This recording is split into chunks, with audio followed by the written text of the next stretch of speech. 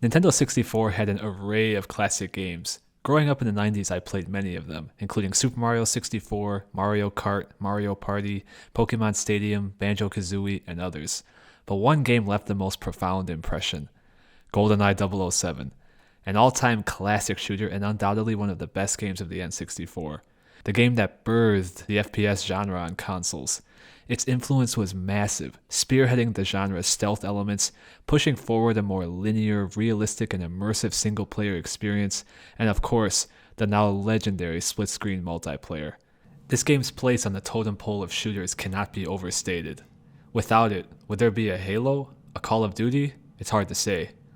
Today I want to break down what I believe to be the game's most iconic level, and as an extension, one of the most important levels in first-person shooter history. Facility. This level defined GoldenEye 007. The stealth, the level design, the objectives, the legendary introduction and events. In this video we're going to take a closer look at the level, and I'm going to break down exactly what made it so great. Let's get into it. GoldenEye was my first ever video game. When my parents bought me a Nintendo 64 and GoldenEye when I was 7 years old, I had absolutely no experience with any game, let alone shooters. So I of course decided to play the game on its easiest difficulty, Agent.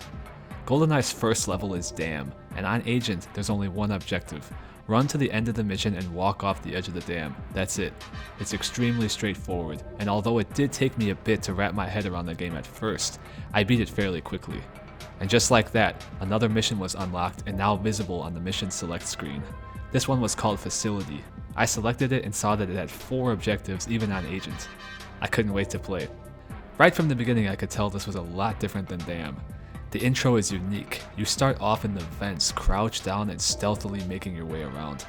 You slowly make your way above the bathroom, and what follows is the most iconic part of the entire game.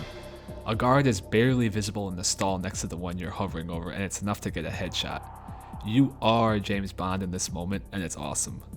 Exit the vents and you find yourself in the bathroom with a few other guards. This and the entire next section represented some of the best moments of my childhood. Moving around stealthily, taking out guards with your silenced PP7, exploring, trying to figure out where to go, it's all done spectacularly. The first real challenge of the level was the computer that you have to activate to open the locked security door. The door is located a ways away from the computer and you have to make it there before it closes again. You can see it through some bulletproof glass that divides the 2 rooms, which was really cool level design for the time. Make your way through the next few rooms and hallways and you're introduced to the scientists, who are a blast to mess with. Like all AI in this game, they're incredibly stupid by today's standards and can get in your way and run around in circles aimlessly. They put their hands up in the air when you point your gun at them, but shoot them in the arm or leg and they might just pull a gun on you and start blasting. Sometimes they even throw grenades. This had me perplexed when I was playing. Why do they have guns? And why are they putting their arms up and running away from you if they've been packing this hard this whole time? And his name is John C. We may never know the answers to these questions, but either way, it's hilarious and just another thing that keeps this game interesting. Soon you're met with a fork in the road. Go left, go right, or open the security door straight ahead. This is a cool room, with more security computers on each side that open corresponding rooms. Left is the way to progress, and if you pick this way, you won't even realize that you missed anything. Going right is only potentially needed on harder difficulties for an added objective.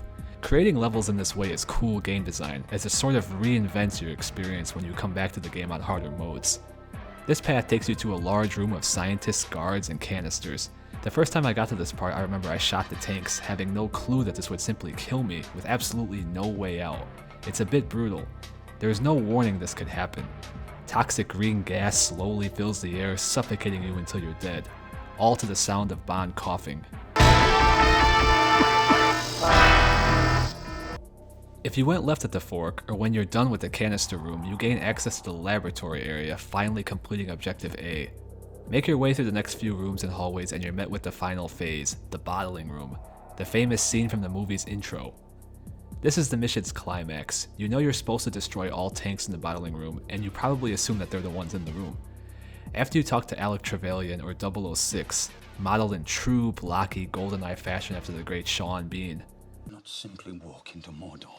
an alarm goes off and guards enter the room led by General Arumov. You can blow up the tanks now by detonating your remote mines with your watch, which is really cool by the way. or you can hang around and watch the scene from the movie play out. I think this is done exceptionally well for 1997. Unfortunately, I don't remember how long it took me to beat this part back in the day. I don't remember how I figured out to stick the remote mines on the bottling tanks and then switch to the watch to set them off, but I obviously did it. That's an interesting thing about Goldeneye and other old school games. The objectives aren't exactly obvious to figure out. The game gives you zero direction or hints on how to complete them. You're totally on your own. All you have is the actual objective description, plus any background information before the mission. But there's nothing in-game, no compass, no map to look at, nothing.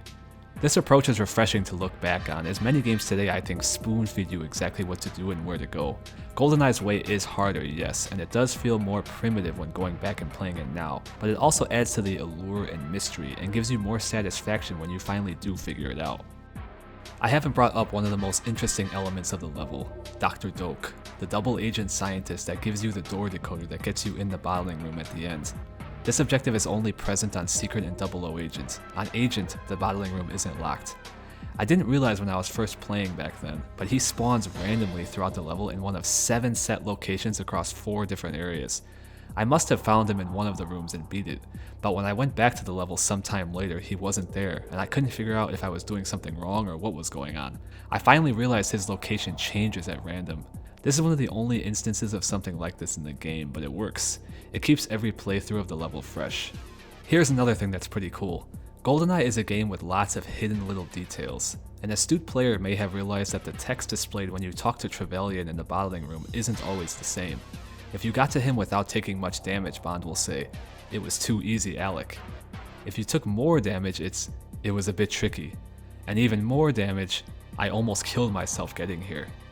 Even more interestingly, if you initiate talking to Trev and then leave the bottling room as he's talking to you and you head back to earlier areas, he says to come back and do your duty.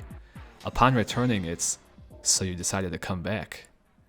And finally, something most people probably have tried, is if you decide to go AWOL and shoot Trev, he actually calls you a traitor, most ironically. I mean, we could have wrapped this game up right here. Another one of those hidden details is near the beginning. There are a bunch of glass speakers inexplicably up near the ceiling in one of the rooms. Why are these here? Another question I cannot answer. If you've watched GoldenEye videos on YouTube or videos of other old classic games like Super Mario 64, you've probably watched the speedrunning video. While GoldenEye didn't invent the concept of speedrunning, it certainly was among its pioneers. The developers pushed the concept forward, programming in target times to hit on each level and rewarding you with cheats if you manage to reach them. Many are easy, some are hard, and a few are extremely tough. Facilities belongs to the extremely tough category. You must beat the mission on 00 Agent in 2 minutes and 5 seconds to unlock Bond Invincibility. When I first saw that target time of 2:05 as a kid, I swore it was a typo. My record was something like 6 or 7 minutes, and I had thought that was extremely fast. I was convinced as a kid beyond any sort of doubt that this was impossible, so I didn't even really bother to go for it. I didn't end up getting it until maybe 5 or 6 years back when I returned to the game after not playing it for years. Getting it was tough, and I had felt forced to watch a few YouTube videos to learn some strats. I managed to pull off a 148, and it was extremely rewarding. It was my last remaining cheat to unlock on my original N64 file. It was finally complete.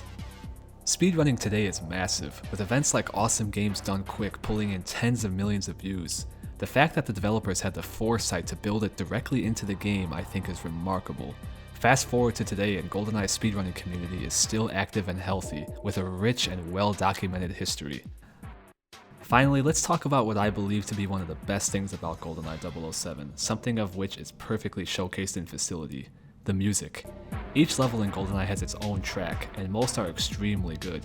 But just like everything else about Facility, you guessed it, it's the best track in the game. The music is almost as iconic as the level itself. It fits the level perfectly. It's dark, a bit edgy, and provides a tense undercurrent to the level's stealthy atmosphere, steadily grooving and building throughout. It's enough to trigger nostalgia for me on its own. The second the level loads in and that music starts, I am a secret agent. As I said in the beginning of this video, GoldenEye led the charge for console shooters, pushing the preconceived boundaries of the FPS genre, the result of which was showcased no better than on Facility. The level is Goldeneye at its best. It's fun, extremely replayable, and full of hidden and small details. The level sucks you in early on, with an extremely cool intro and totally immersing you in the secret agent experience. It's the most effective level at making you feel like a spy. Your time spent playing is spent in intrigue, sneaking around, not quite sure what's coming next, exploring, and pushing forward across the expansive level. Goldeneye 007 is among the Nintendo 64's most storied and memorable games, and Facility undoubtedly played a role in earning Goldeneye that distinction. It's the level that sticks in most people's minds when they think of the game. It's the level that triggers the most nostalgia. It has it all. For first-person shooters, Facility must be considered an icon. It and Goldeneye have served as stepping stones for the countless other shooters that came later. If you like this video, feel free to subscribe. I don't have many videos up, but I really enjoy making them, especially on games that I love. More videos are coming. Thanks for watching.